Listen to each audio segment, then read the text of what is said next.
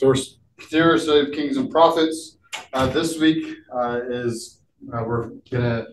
I titled this Elijah and Elisha.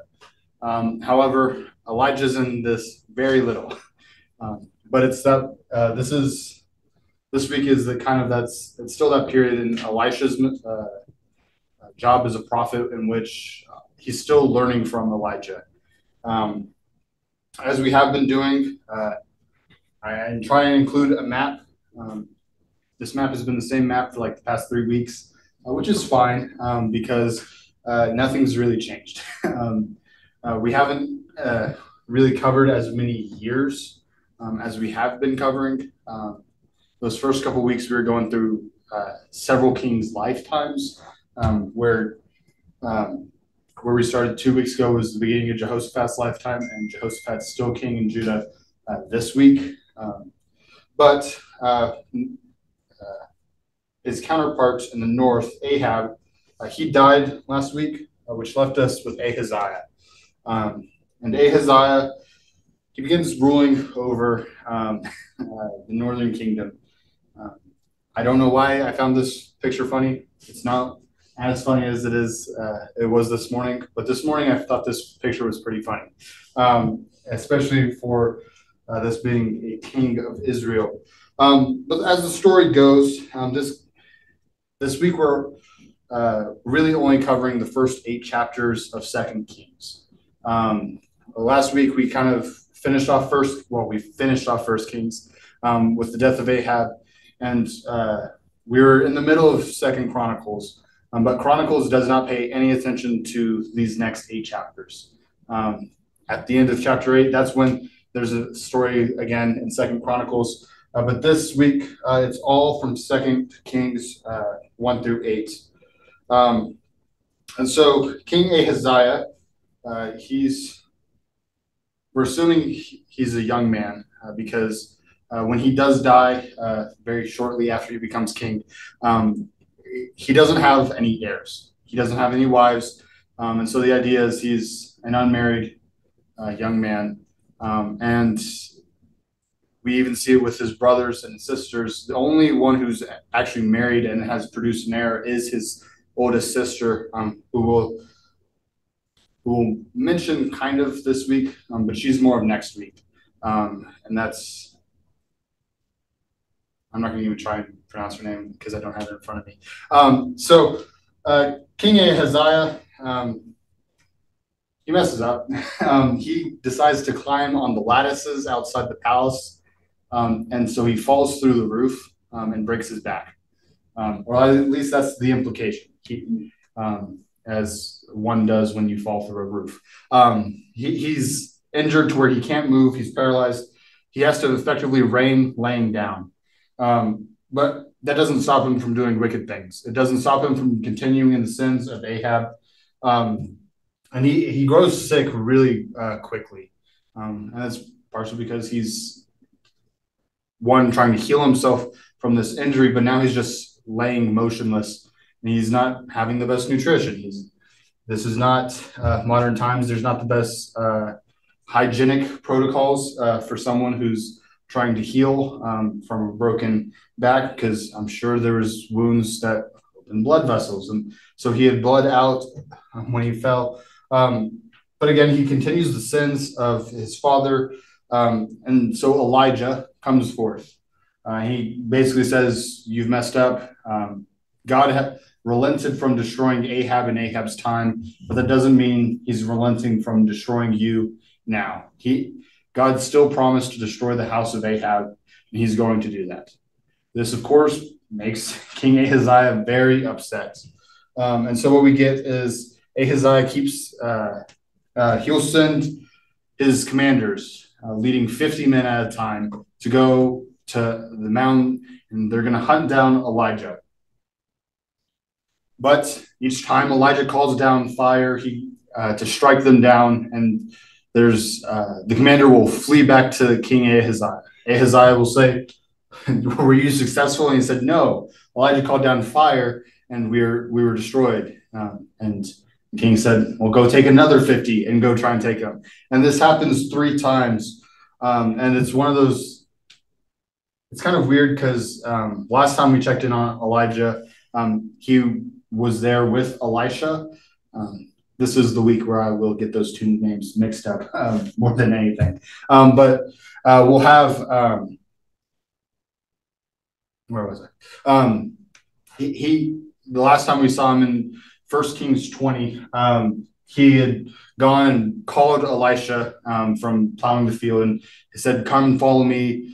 But in this moment, in 2 Kings, I think this is still 1. So 2 Kings 1, Elisha's not there.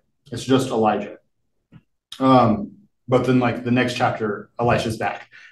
We don't know what Elisha is doing in this time, but it is something worth noting. And of course, Ahaziah dies, and this passes the king of Israel to King Joram. Not to be confused, and it can even confuse me. So there's a Joram, and then there's a Jehoram. It's where it's spelled with the E and an H. And one is the king in Israel, who's the second born of Ahab. And then you have Jehoram, who's the king of, or will be king of Judah, who married Ahab's daughter. So that's even more confusing because their family and Jehoram will briefly become king of both the north and the south before he dies, and it passes to his son. But his son is killed, and so his wife, the daughter of Ahab, becomes the one queen of the kingdom of Israel. But that's next week. So I guess that's a good preview for next week. We're going to go ahead and read this next passage. Forgive me for not being super prepared. Every time I got up here, someone would call me back downstairs and say, "Hey, can you do this? Hey, can you do that?" Not that that's bad. I do enjoy helping out. And so would someone like to, we're going to start in 2 Kings 2, and we'll go ahead and read the first 14 verses. We can do it kind of like we did last week, where we just read a few and then someone else picks it up. Now, when the Lord was about to take Elijah up to heaven by a whirlwind, Elijah and Elisha were on their way to Gilgal. And Elijah said to Elisha, "Please stay here, for the Lord has sent me as far as Bethel." But Elisha said, "As the Lord lives and as you yourself live, I will not leave you." So they went down to Bethel. And the sons of the prophets who were in Bethel came out to Elisha and said to him, "Do you know that today the Lord will take away your master from you?" And he said, "Yes, I know it. Keep quiet." And Elijah said to him, "Elisha, please stay here, for the Lord has sent me to Jericho." But he said, "As surely as the Lord lives, and as you yourself live, I will not leave you." So they came to Jericho. Then the sons of the prophets who were at Jericho approached Elisha and said to him, "Do you know that the Lord will take away your master from over you today?" And he answered, "Yes, I know. Say nothing about it." And Elijah said to him, "Please stay here, for the Lord has sent me to the Jordan." But he said, "As surely as the Lord lives, and as you yourself live, I will not leave you." So the two of them went on. 50 men from the company of the prophets went and stood at a distance, facing the place where Elijah and Elisha had stopped at the Jordan. Elijah took his coat, rolled it up, and struck the water with it. The water divided to the right and to the left, and the two of them crossed over on dry ground. When they had crossed, Elijah said to Elisha, "Tell me what I can do for you before I am taken from you." "Let me inherit a double portion of your spirit," Elisha replied. "You have asked a difficult thing," Elijah said. "Yet if you see me when I am taken from you, it will be yours. Otherwise, it will not." They were walking along and talking together. Suddenly a chariot of fire and horses of fire appeared and separated the two of them. Then Elijah went up to heaven in a whirlwind. Elisha saw this and cried out, my father, the chariots and horsemen of Israel." And Elisha saw him no more. And then he took hold of his garment and tore it in two. Elisha then picked up Elijah's cloak that had fallen from him and went back and stood on the bank of the Jordan. He took the cloak that had fallen from Elijah and struck the water with it. Where now is the Lord, the God of Elijah? He asked. When he struck the water, it divided to the right and the left, and he crossed over. All right. So what stood out to you guys in this story? It is kind of one of those weird ones. But was there another story from the Bible that reminds you of? Is there just something that you have a question about? It reminds me of the Red Sea. Yeah. It's funny, he keeps telling people to be quiet. It's like, don't talk to me about that. Sure. Yeah, I agree with both of you guys. Because you have the crossing of the Red Sea. One thing that stood out to me was when Joshua leads the people into the land. They divide the Jordan. The waters of the Jordan are split. And so, yet again, the waters of the Jordan are split. And now a prophet is leaving the land instead of entering the land.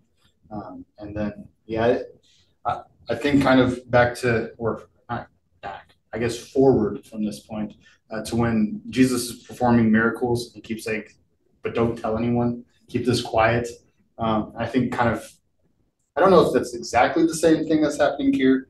I think some would argue that it is, but it's one of those, you have a crowd that's gathered to witness a miracle. And the moral of the story is you need to not say anything. You need to be quiet.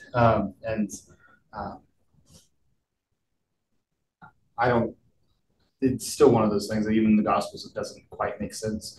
You can you can kind of explain it away, but to the core, I'm still like, I don't understand why. Yeah. What else? What else stood out to you guys in these verses?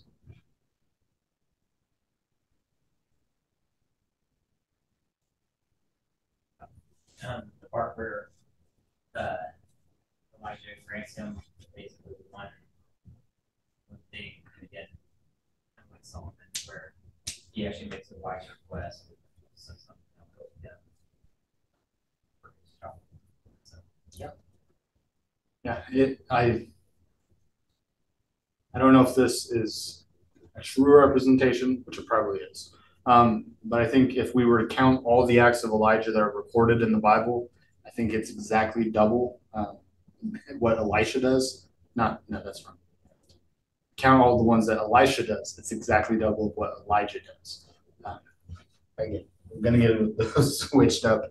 And we'll even going through what we're going to talk about today and next week, and I think even a week after that is Elisha has a whole lot more stories, at least in Second Kings than Elijah does in First Kings. But First Kings, they're all very right there next to each other, and Elisha just keeps weaving in and out. Not to cut anyone off, but did anyone else have anything they wanted to share before we move on? Okay, we'll go ahead and read. Or I'll read verses 15 through the end of the chapter, and we'll talk about that. Now, when the sons of the prophets who were at Jericho saw him opposite of them, they said, the spirit of Elijah rests on Elisha. And they came to meet him and bowed on the ground before him. And they said, behold, now there are with you servants 50 strong men. Please let them go and seek your master. It may be that this is really difficult English. It may be that the Spirit of the Lord has caught him up and cast him upon some mountain or into some valley. That is one doozy of a sentence. And he said, you shall not send. But when they urged him till he was ashamed, he said, send. They sent forth 50 men, and for 3 days they sought but did not find. And they came back to him and said, while we were staying at Jericho, and he said to them, did I not say not go?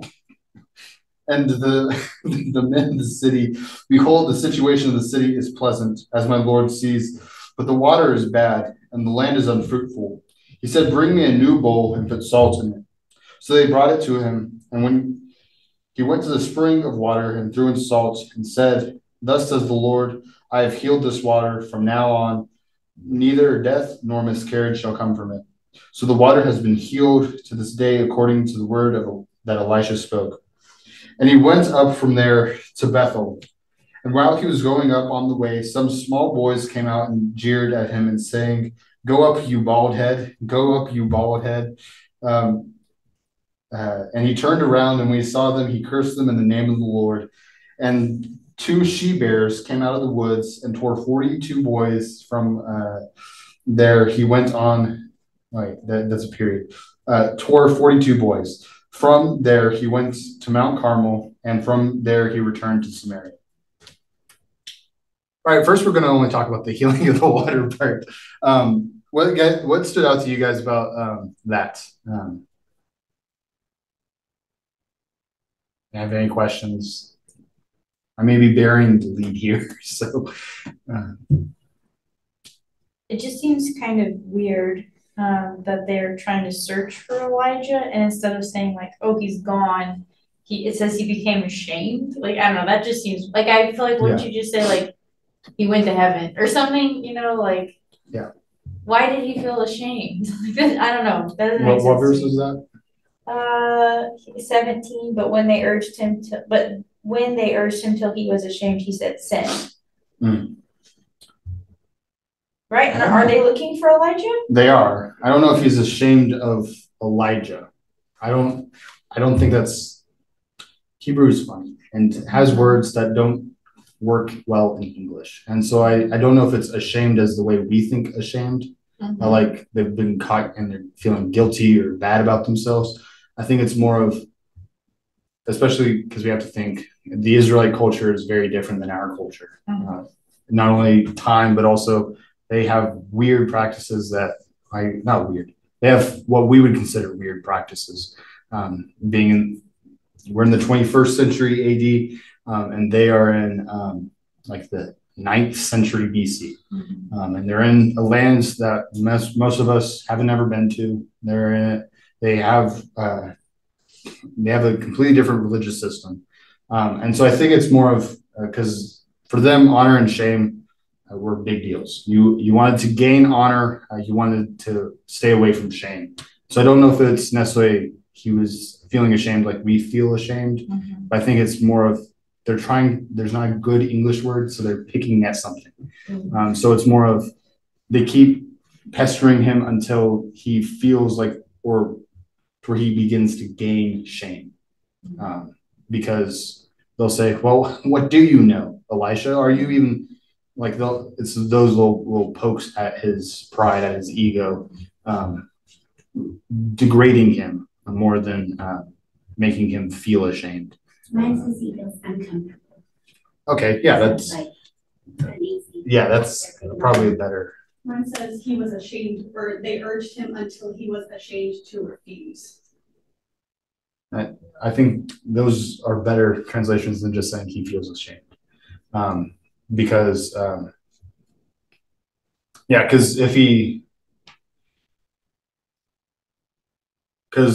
being urged to the point of what was yours again? Sorry, Marissa. No, you're good. They urged him until he was ashamed to refuse. Okay, so it would be, I want to tell you the answer, but I also don't know what's going on, and so I feel bad that I can't tell you the answer, or I feel uncomfortable with how much you're just asking me the same question over and over and over again. I feel bad because I don't know, like I can't answer this, because also you have to kind of think. We'll go back to this picture. You have to think. Elisha's sitting there. He's a farmer, I'm assuming, because he was working the fields. When we saw him last, he was plowing behind an ox. And so seeing chariots of fire take up Elijah just like that, completely foreign. Like this is something that not even any of the books of the Bible to this point, if Elisha had read them to this point, it's not like there was another person who got caught up in a chariot of fire. It's not like there's another story of this. I'm sure there was part of him that was like, oh, we're splitting the waters. Okay, I can kind of see. This reminds me of the story of when the Israelites entered the land with Joshua. It reminds me of the Red Sea. And then after that point, this is all completely new. I don't know what I'm doing. And so I think there's also part of that we have to remember of, hey, he was a prophet. He was a prophet of God. That doesn't mean he had all the answers and knew exactly what was going on. Because in the Old Testament, and this is including the Apocrypha, so books that the Jews held with higher regard than us in the church hold. We'll say those don't necessarily fit in the Old Testament, which is weird. But that's not the topic. To this point, there's really only two stories of people being described as being called up. One, you have Enoch, but that's a completely weird story in itself because he gets a tour of hell, and he gets a tour of the pit, and he gets a tour of heaven. And so like that is completely like, we're not seeing what happens to Tim, his buddy, who was standing with him before all this happened. Like we don't, so Elijah doesn't hear that part. And the other person that people will argue was called up was Moses, because he goes up onto a mountain and they never find the body. He isolates himself, and we assume he died. But the assumption could also be, well, no, God took him off the mountain and God called him up. Well, if he's gone up to the mountain by himself to die, no one's there to see what happened.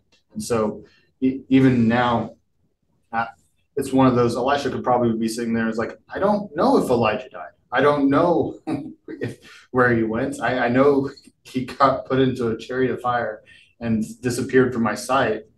We can even think forward to Acts. You have the crowds and they see the ascension of Jesus from the mountain, and they watch him go up into the sky, and they're like, so now what? There's enough of them to think that, oh, he's just floating in the air still, that they're still watching the sky and waiting for the clouds to pass, that two messengers come from God to say, what you're looking for is not there anymore. You're not looking for Jesus floating in the sky. Jesus has gone up to heaven. That's what's just happened. And at this point, no one's been there to tell Elisha, hey, Elijah was taken up to heaven. I'm sure after a while he kind of put the pieces together, but in the moment, he's not there. Well, I'll talk very briefly because I found this interesting, and then we'll get to the part that everyone else probably finds interesting. And so this healing of the water, it seems kind of odd, but it's because this is in reference to like a sentence that happened back in 1 Kings. But when Ahab became king, I'm sure I can find it. There was a man who,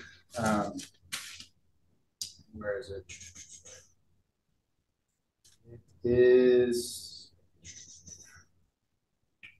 Hiel of Bethel built Jericho.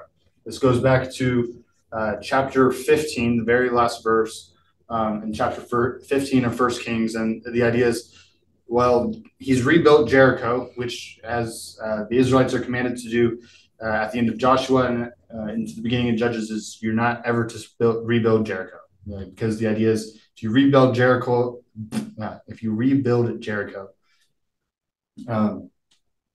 you're going to fall back into those same ruts that Jericho had. You're going to attract the same people that Jericho had living in it, and you're going to fall into this idol worshiping, and you're going to fall into this state of sin, and you're gonna turn away from God because just like Jericho in Joshua, they thought, surely no one can attack us with our walls. Surely nothing can ever come to us because we have our walls. Looking forward to Jeremiah, the people of Jerusalem say the same thing. There is no enemy that will overtake us because we have our walls. God won't destroy Jerusalem because we have the temple. And so it's that same idea of Jericho. There's a lot going on of, I don't want you coming from God saying this. I don't want you Israelites to fall back into those ruts of depending on the physical aspects of the city instead of me. I want you to focus on me. I want you to be dependent on me. And so God followed through with his promise of, if you rebuild Jericho, I'm going to curse it. So he curses it. But now it does seem kind of counterintuitive because now he's sending a prophet to go heal the water and remove the curse. And so we return and the water becomes good. I think you can make an argument of this is the people were repentant, so that Jericho had not fallen into the same traps. Or you could make the argument of if everyone else is doing bad, but you're doing a little bit better, you probably shouldn't be continued to be cursed any different than the rest of the people. And so, what do you want to argue about that? I'll let you guys decide. But I will let you know. I don't know if it's the exact same well, but there is a well in modern day Jericho that they still ascribe to Elisha purifying the water.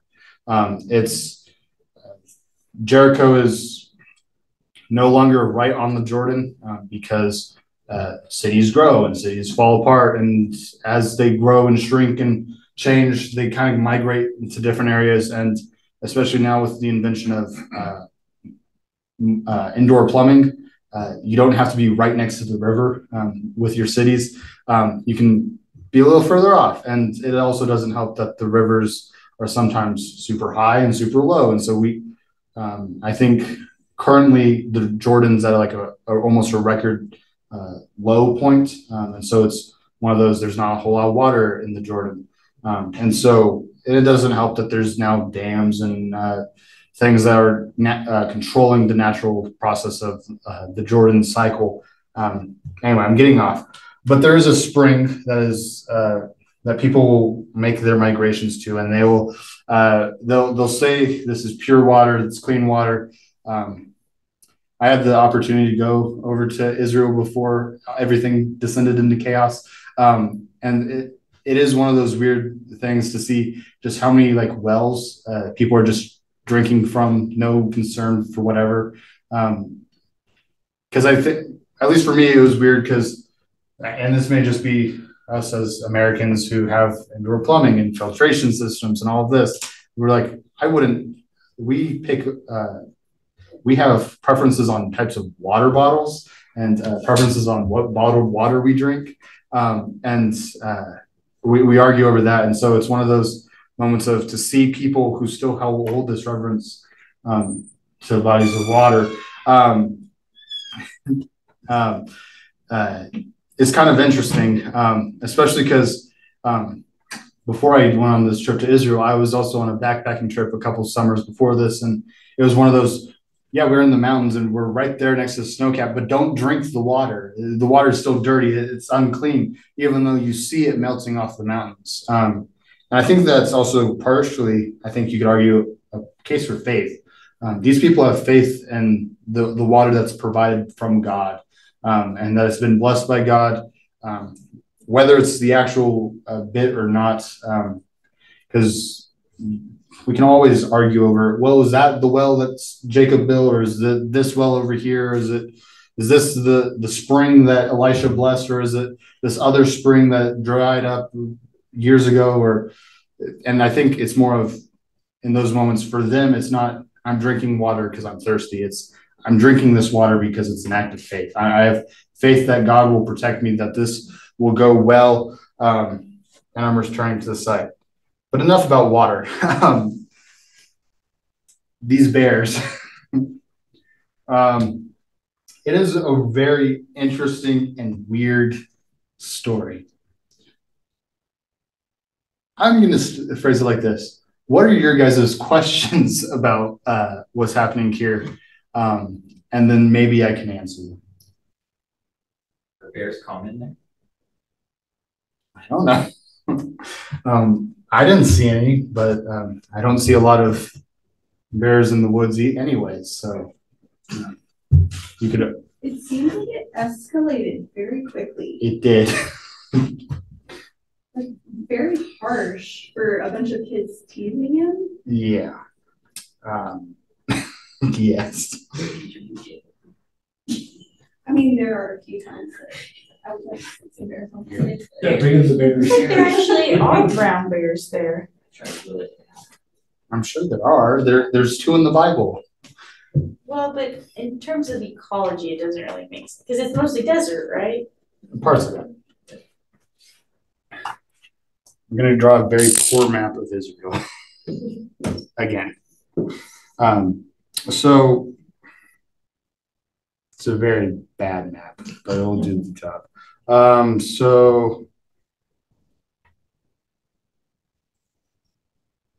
Okay, for your bearings, currently this is Gaza.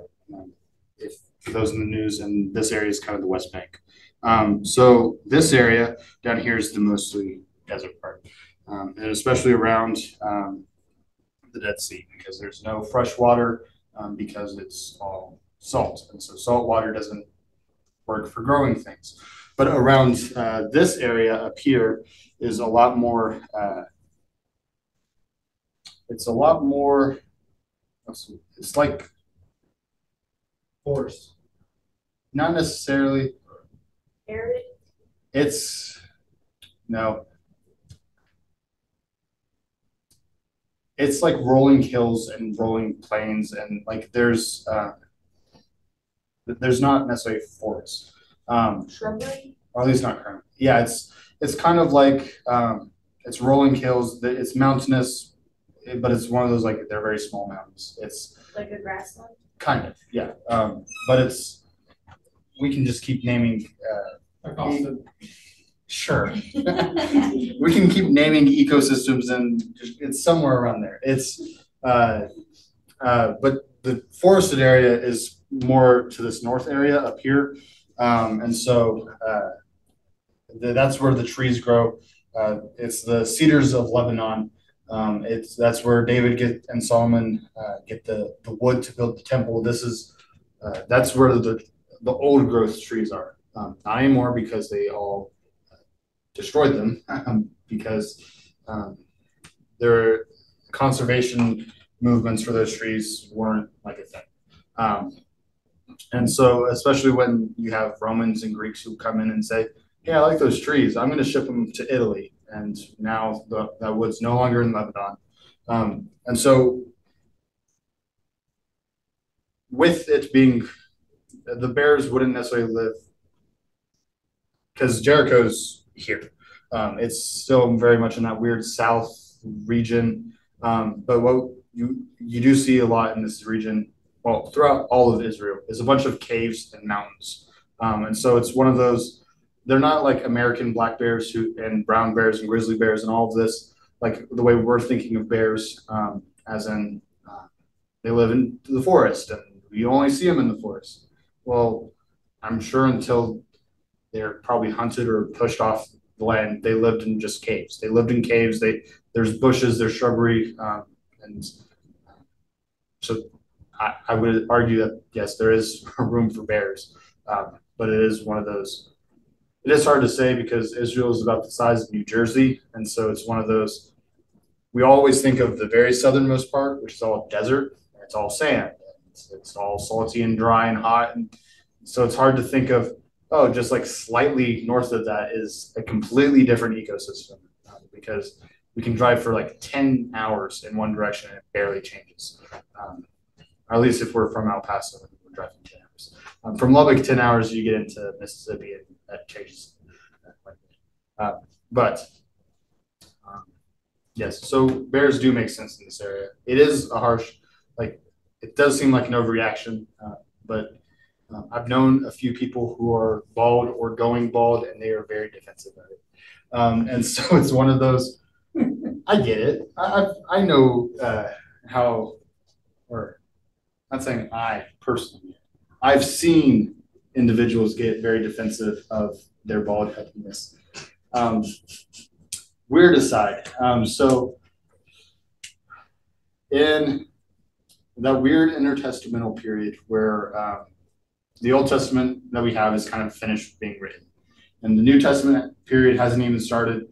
So Jesus isn't born. The Jews produce this thing called the Talmud, which is basically just another book with more rules. It's one of those things that the Pharisees started so that they would have descriptions for, okay, we can look to the Torah. Well, the Torah only answers so many questions. So what about this? And what about that? And the Talmud, I only bring this up because I do find it interesting. technically, according to them, you're not bald until you lose all of the hair between the backs of your ears. And so it's if you have hair between the backs of both of your ears, you're not bald. But if you don't, you are. And so it's one of those weird moments of technically, well, even now, I'm assuming Elisha's the one in blue, but he has hair. And so you have that. And then this one, you can't really see his hair, but it looks like he has hair in the back. And I don't know if we're just avoiding offending Elisha and him sending bears on us from the grave. But like, let's see. Even this picture, he has hair behind there. So according to the Talmud, well, he's not bald, which is a comforting fact for those who are going bald. But the point is, he had a bald head. Like we can only paint so much hair before we're just making it or whatever. And I don't think it really matters. The idea is he doesn't have a whole lot of hair, and kids being kids, or probably teenagers being teenagers. Or it's probably more than just saying, go up, you bald head, go up, you bald head. There's probably more of an implied insult that we just don't pick up on. And so, especially because this is an English translation and a Hebrew translation coming off of Greek translation coming off of Hebrew translation. So it's a very weird situation altogether. But that's enough about bears. So what we get in really the next couple chapters, I guess it's mostly just chapter 3, is Moab rebels. Moab is, if we're thinking of on a map, Moab is this kind of area. It's north of Edom, south of Ammon. It's what would be partially, it would be part of what is now modern day Jordan. It's that kind of region. It's east of the Jordan River. It has access to the Dead Sea. But at this point, Moab is controlled by the Northern Kingdom, kind of. And Moab finally says, enough.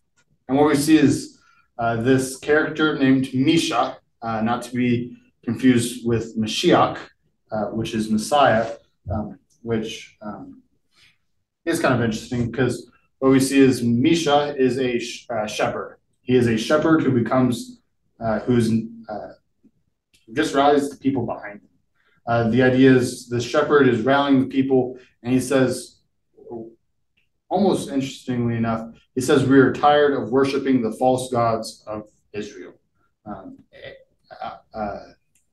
Ahab's family had led not only Israel, but Edom and Ammon and Moab astray. And so they said, we're done with this.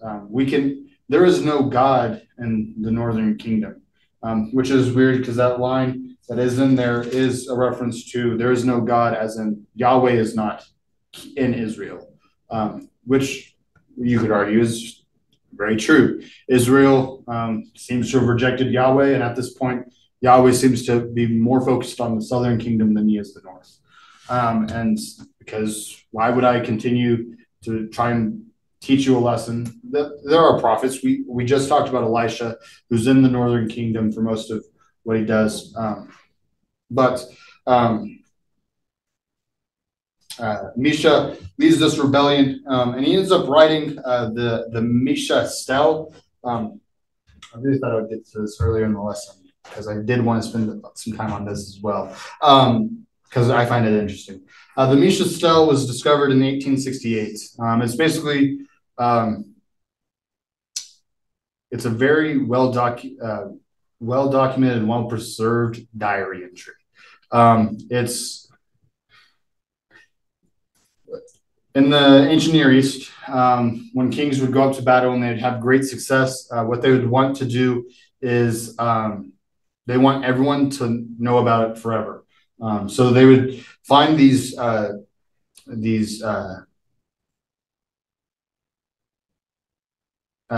stones.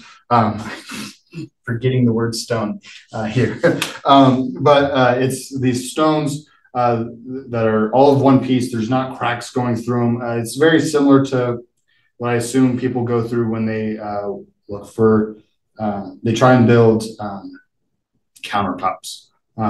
Actually, I do know that my grandpa built cabinets and countertops. What he had to do was make sure he was finding the cuts of marble or granite or whatever rock that people wanted, that it didn't have blemishes, it didn't have cracks, it didn't have these faults, because then it wouldn't last as long.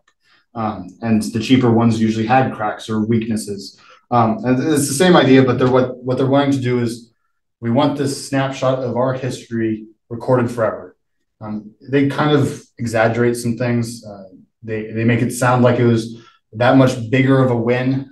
It's like the fisherman story. The fish goes from here to there every time it gets told. And so these steles, it's important because it honors Misha and his victory against the son of Omri, which means some people think this is Ahab, because Ahab's father was Omri. But it's also one of those, son can also mean descendant. And especially, it's not until English that those words kind of split from each other. And even then, you could argue son isn't quite split from descendant. And so he's referencing a descendant of Omri, which Ahaziah would be, or I guess it's not Ahaziah, it's Joram. And so Joram would be a descendant of Omri. And it describes this liberation of Moab. It references several biblical characters, Misha, Omri, Yahweh, Israel. But what I found interesting was these two French archaeologists last winter did some studying. They used one of those electroradio spectrometers, or it's one of those machines that they can read, like, in forensic technology, there's some laser camera or whatever that they're able to, like, read what was written or has been erased or been blotted out, even after time. But they used this on a stone because, well, some of the letters had kind of worn off. Some of these engravings, because it had been since the 9th century BC, and they're finding it in 1846. And even then, not 46, 68. So not 1868. So in 1868, they're probably not taking super great care of it. I'm sure they're doing the best they know how to, but again, this is 1800s. It's not the same process of as soon as any scrap is found nowadays, it is immediately carted off, it's labeled, it's marked. We have boxes of where it is at all times and all of that. But what they argue is there's a reference to the house of David. Why is this important, you may ask? Well, if this is created in 840 BC, the previous oldest transcription was the Tel Dan inscription. I referenced this a couple weeks ago. Well, this was discovered in 1993, and it was considered the first extra biblical account of David being an actual person. This isn't just some legend that you made up of who David is for the Bible. David's a real person. And so that kind of helps us have some a little bit more evidence for the case of the Bible, because this is 40 years before the earliest date for when this would have been written. And so it's one of those, and this would be two completely different groups. The Tel Dan inscription is written by Assyrians. This group's written by the Moabites. And so it's one of those, if David wasn't a real person, it wouldn't be a legend that keeps getting repeated in all these foreign, or at least outsiders who know this information.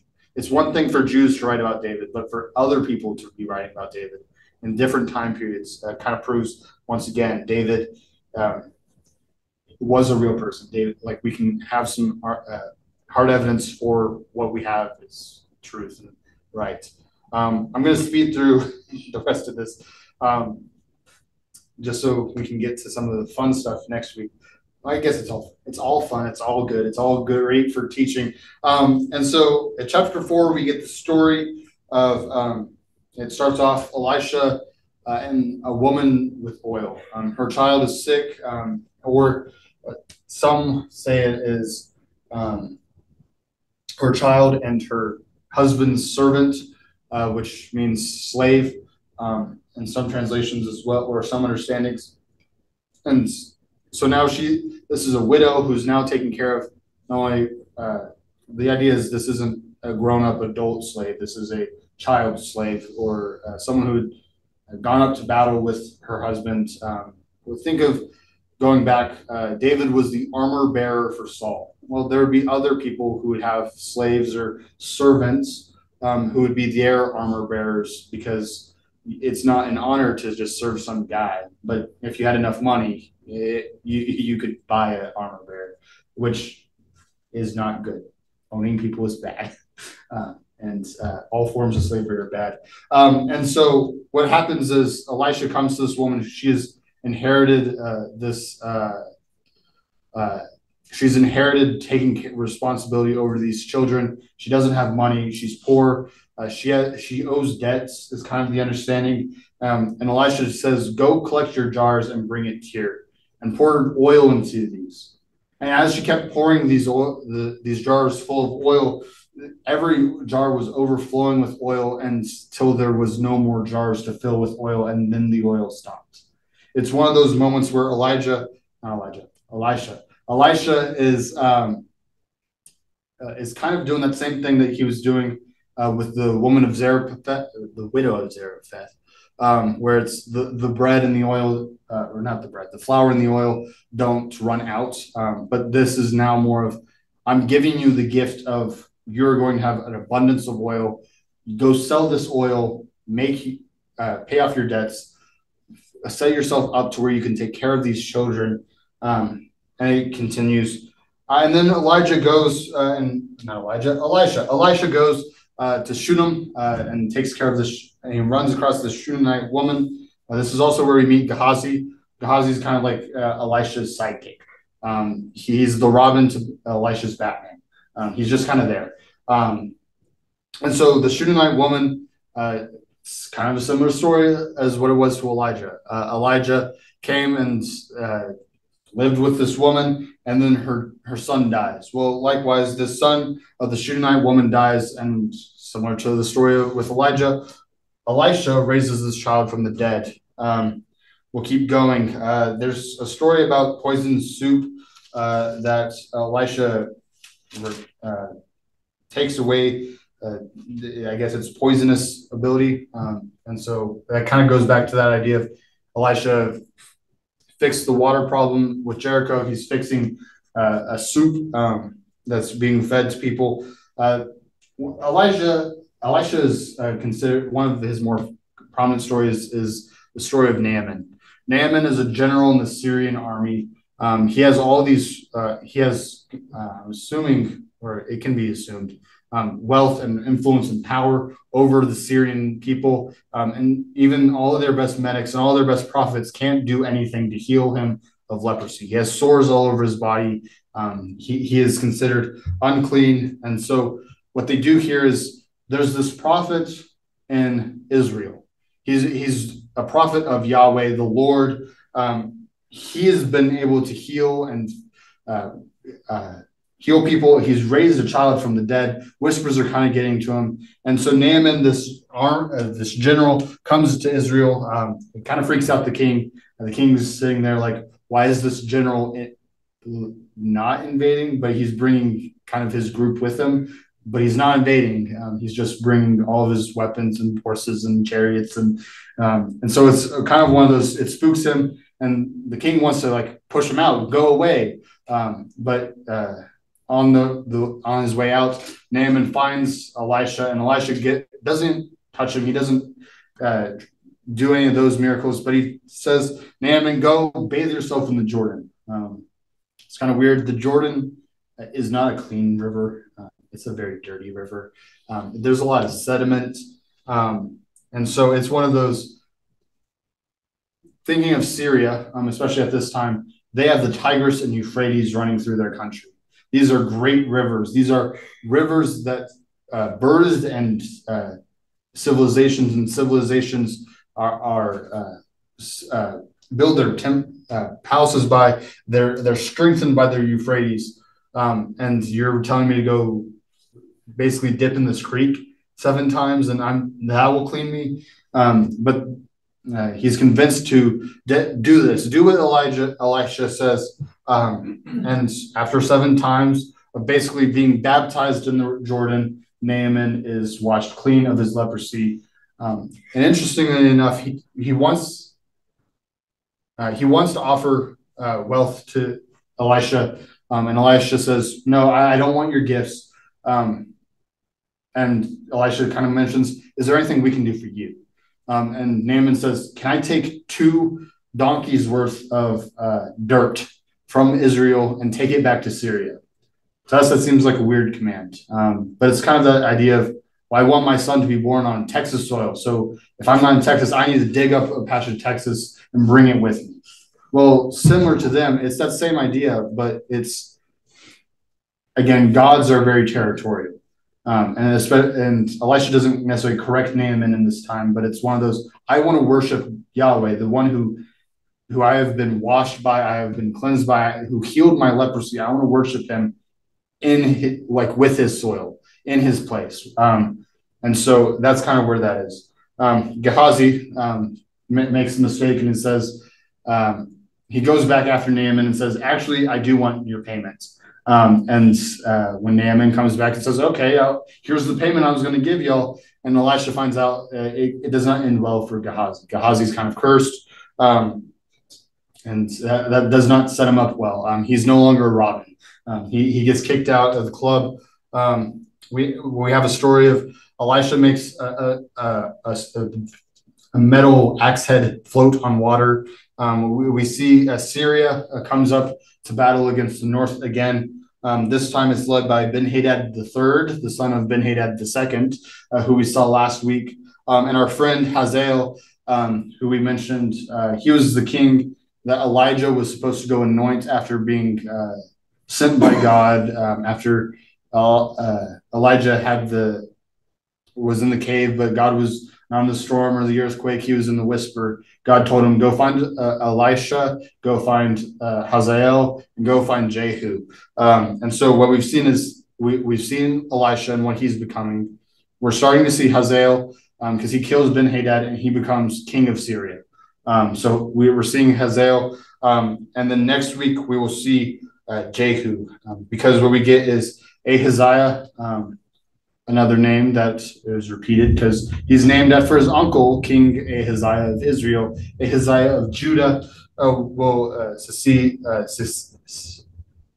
become king after Jehoram, and that will be where we start next week.